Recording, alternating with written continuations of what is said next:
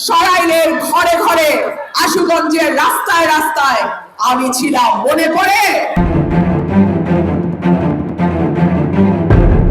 সরাইল, আশুগঞ্জ ও বিজয়নগরের একাংশ নিয়ে ব্রাহ্মণবাড়িয়া ২ আসন। প্রত্যাশা ছিল এই আসনে শেষ পর্যন্ত রুমিন ফারহানাই পাবেন ধানের শীষের প্রতীক, কিন্তু না, এই আসনে এবার ধানের শীষ থাকছে না। তবে বিএনপির প্রার্থী থাকবেন, কেননা রুমিন ফারহানা সহ বিএনপির আরও ৩ নেতা স্বতন্ত্র হিসেবে এই আসনে নির্বাচনের ঘোষণা দিয়েছেন।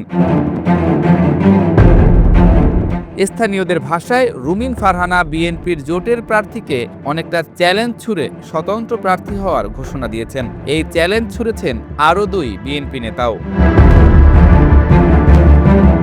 রুমিন ফারহানা বলেন, আমি জানি না বাপের মতো বেটিরও কপাল আছে কিনা, বাপ স্বতন্ত্র, বেটিও স্বতন্ত্র। উল্লেখ্য, রুমিন ফারহানার বাবা ১৯৭৩ সালে জনগণের ভোটে স্বতন্ত্র প্রার্থী হিসেবে নির্বাচিত হয়েছিলেন।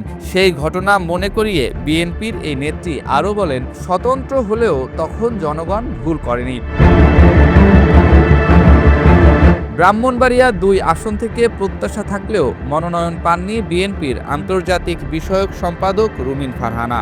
আসনটি জমিয়তে উলামায়ে ইসলাম বাংলাদেশের কেন্দ্রীয় কমিটির সহসভাপতি মাওলানা জুনায়েদ আল হাবিবকে ছেড়ে দিয়েছে বিএনপি। মঙ্গলবার বিএনপির চেয়ারপারসনের গুলশানের রাজনৈতিক কার্যালয়ে আয়োজিত সংবাদ সম্মেলনে এ তথ্য জানান দলের মহাসচিব মির্জা ফখরুল ইসলাম আলমগীর। তবে আসনটিতে ইতোমধ্যে বিএনপির ৩ নেতা স্বতন্ত্র প্রার্থী হওয়ার ঘোষণা দিয়েছেন। এর আগে ২ দফায় বিএনপি ২৭২টি আসনে তাদের প্রার্থী ঘোষণা করে। ফাঁকা রাখা আসনগুলোর মধ্যে এই আসনটিও ছিল।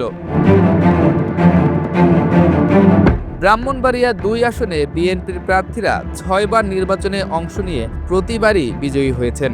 মাওলানা জুনায়েদ আল হাবিব নিজ দলীয় প্রতীক খেজুর গাছ নিয়ে নির্বাচন করবেন। আসনটিতে বিএনপির মনোনয়ন পেতে অন্তত ৪ জন প্রার্থী দীর্ঘদিন ধরে মাঠে ছিলেন। তাদের মধ্যে ছিলেন রুমিন ফারহানা এবং বাংলাদেশ হিন্দু বৌদ্ধ খ্রিস্টান কল্যাণ ফ্রন্টের মহাসচিব ও জেলা বিএনপির সদস্য এস.এন. তরুণ দে ও জেলা বিএনপির সদস্য আক্তার হোসেন। এবার ৩ জনই স্বতন্ত্র প্রার্থী হয়ে নির্বাচনের ঘোষণা দিয়েছেন।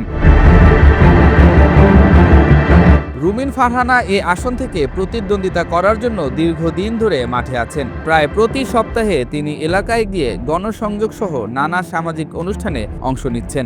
মাঠ পর্যায়ে দলীয় নেতাকর্মী, সাধারণ ভোটার ও নারী ভোটারদের কাছে তার জনপ্রিয়তা বেশি বলে দাবি করেছেন তার সমর্থকরা। রুমিন ফারহানা জানান, বুধবার তার পক্ষে নেতাকর্মীরা মনোনয়নপত্র সংগ্রহ করবেন। একই দিন মনোনয়নপত্র সংগ্রহ করার ঘোষণা দিয়েছেন অন্য ২ প্রার্থী এস.এন. তরুণ দে এবং আক্তার হোসেন। এদিকে এলাকাবাসী মনে করছেন, রুমিন ফারহানা সহ দলের ৩ নেতা স্বতন্ত্র হিসেবে নির্বাচন করলে এই আসনটিতে ভোট ভাগাভাগির কারণে মাওলানা জুনায়েদ আল হাবিব সহজেই জয়ী হয়ে যেতে পারেন।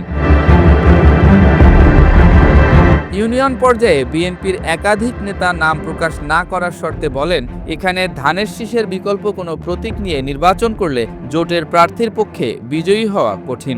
এক্ষেত্রে রুমিন ফারহানা স্বতন্ত্র প্রার্থী হলে জোটের প্রার্থীর সমস্যা হবে। তবে বিএনপির বাকি ২ জনও যদি স্বতন্ত্র প্রার্থী হয়ে নির্বাচন করেন তাহলে ভোট ভাগাভাগি হয়ে যাবে, যা জমিয়তে উলামার প্রার্থীর জন্য বিশেষ সুবিধা তৈরি করতে পারে।